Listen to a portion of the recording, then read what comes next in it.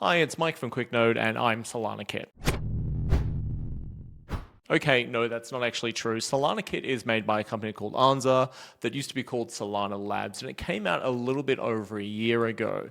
It is a very different design than the old Web3.js, but it fixes a lot of the things that were broken with Web3.js, like using weird homemade crypto rather than the modern web crypto that's built into browsers and Node, using the native JavaScript bigint rather than its own custom big number implementation, some flexibility around doing things like creating RPC transports so you could do cool things like have round robin RPCs, and yeah, just a bunch of things that people have been wanting for a really long time.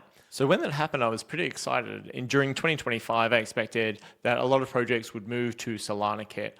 Obviously, Anza would be there on crypto Twitter, on Solana Stack Exchange, updating Anchor to get rid of the old Web3.js, and helping major infrastructure companies in Solana to get rid of their Web3.js SDKs and move to Solana Kit. But that didn't really happen. It took about a year for Solana Kit to get public docs. Anchor still uses Web3.js.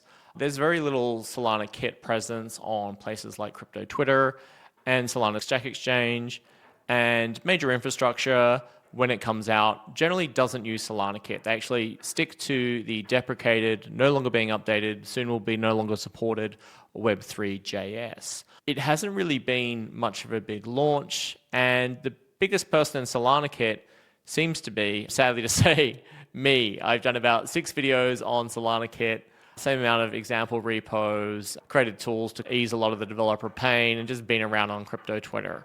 I was expecting that Solana Kit was really going to be pushed by Anza as the next generation of Web3.js, and that hasn't really happened. So why aren't people using Kit? Well, the general consensus among Solana developers is that it simply takes more code to do anything with Kit than it would have with Web3.js. And out of the box, that's true. By default, Kit, if you just want to connect to DevNet, it's a lot more complex than connecting to DevNet, even though it doesn't really need to be.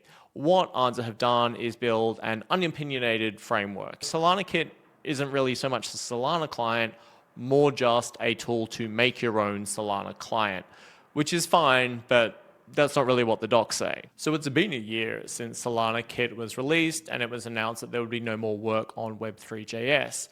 And since then, we've seen very few people using it. Yes, we don't expect every existing project to move to Solana Kit, but when you look at the numbers, especially considering how many new projects are coming out on Solana, it's very clear that the deprecated Web3.js is still the preferred option of most developers. And why is that? Well, there's a computer scientist called Melvin Conway. He created the concept of coroutines many years ago. And he also created something called Conway's Law.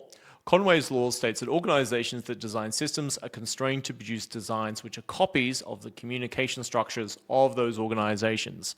What does that mean? Anza never had their own developer relations group, and what they did have was the Solana Foundation developer relations team, which would help people use Anza's tools, but weren't actually responsible for Anza's tools. They weren't the ones building Web3.js, and they weren't the ones building Solana Kit. As a result, Anza put Kit into the world without a lot of feedback from the engineers who would actually be using it. Solana Foundation, who were trying to promote Kit, made their own tool that sat on top of Kit, which was much more well documented, but didn't really fix the problem of needing a whole bunch of code to do basically anything.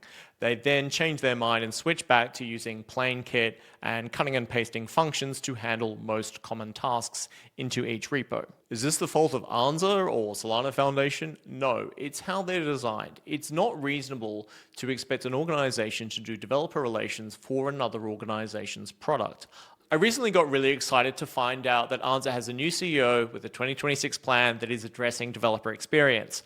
But when I looked inside, there were a bunch of important things like reducing rent and allowing larger transaction sizes, but nothing to do with Solana Kit, which is one of the main aspects of developer experience for any Anza product. So what needs to happen to make Solana Kit better? Anza needs to own developer relations for Solana Kit. They need people who are on crypto Twitter, who are on Solana Stack Exchange, who are talking to squads and Tuk and Archeum and every other major company who makes Solana tools to get those tools usable from Solana Kit. They need demo programs. They need all the things you would normally have a developer relations person do.